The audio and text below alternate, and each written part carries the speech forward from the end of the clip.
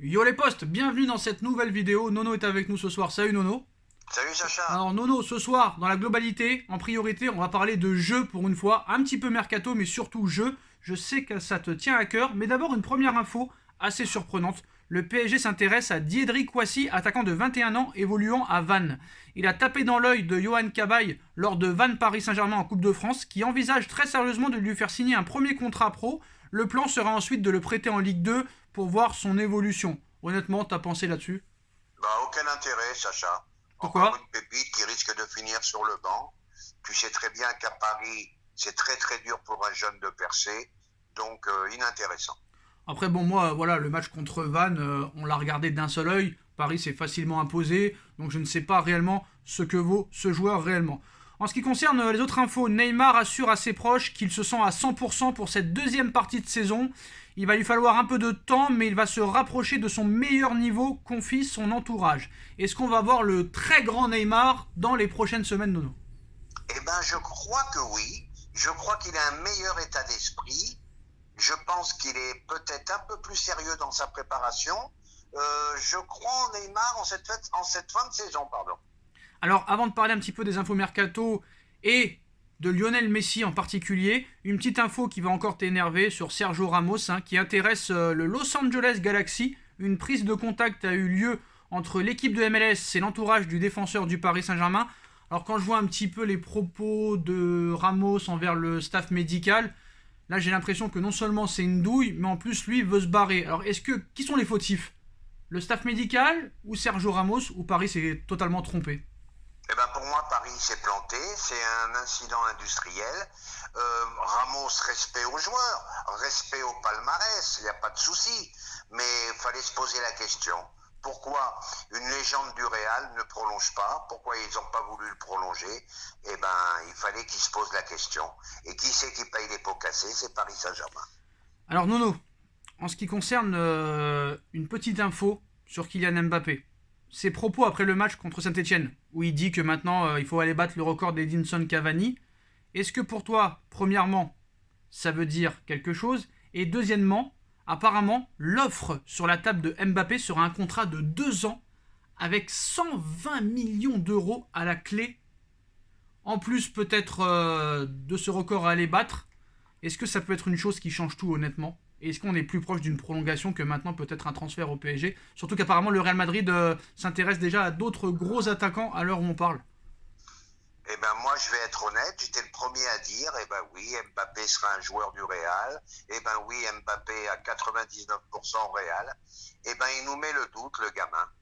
Le feuilleton continue, il nous met le doute, cette histoire de record d'Edison Cavani, il l'a pas sorti pour rien. Donc je suis en plein doute. J'ai une Alors question. je suis... Non, non, j'ai une Oui, question. Je me permets de te couper, j'ai une question. Est-ce qu'on part vers une prolongation et une énorme surprise? eh ben je crois de plus en plus à une prolongation.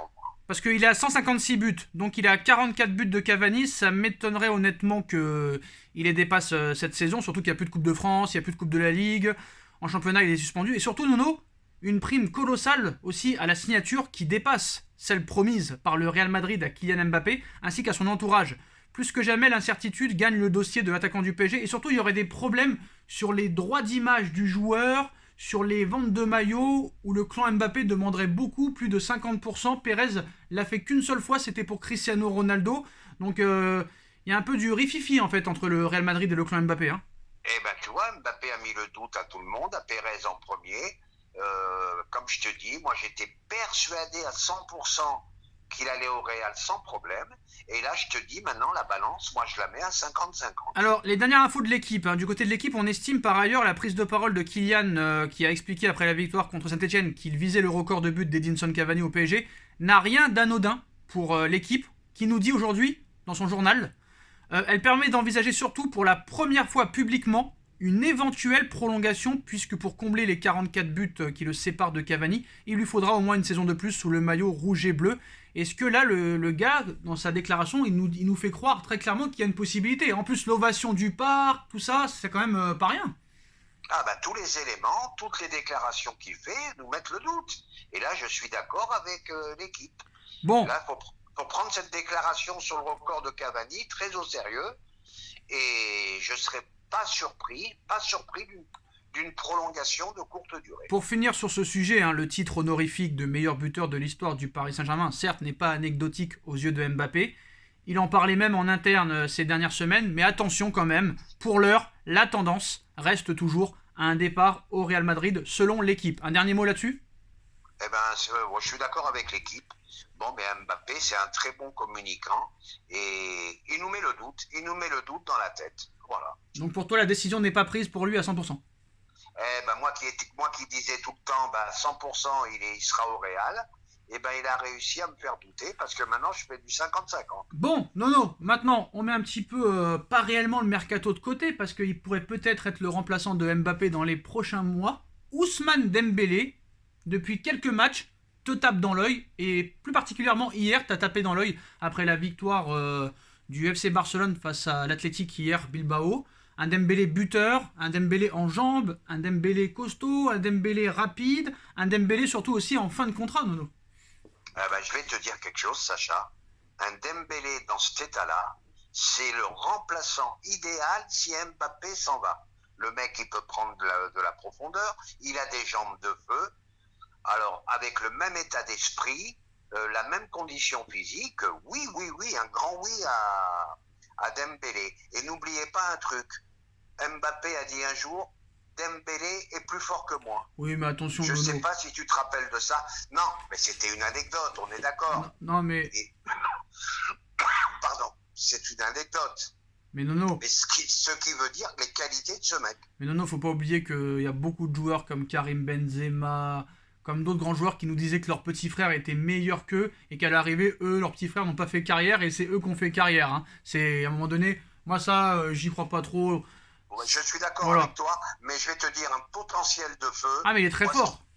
Moi, je vais te dire quelque chose. Si le mec est sérieux et Mbappé s'en va, c'est le remplaçant idéal pour Paris. Et surtout, en plus de ça, si vraiment il est sérieux et qu'il est épargné par les blessures, c'est en plus un transfert gratuit, donc on perdrait pas vraiment d'argent vu qu'on perdrait quand même un peu, parce que ça n'a pas la même valeur marchande Dembélé, mais Mbappé qui partirait pour 0€, Dembélé qui arriverait pour 0€, ce serait pas mal. Après, le problème, c'est la fiabilité, l'enchaînement des matchs, la régularité, le comportement.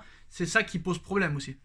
Ah, Dembélé avec un Dembélé, moi ce que je veux, c'est un Dembélé sérieux, un Dembélé avec un bon état d'esprit, ça peut faire très mal.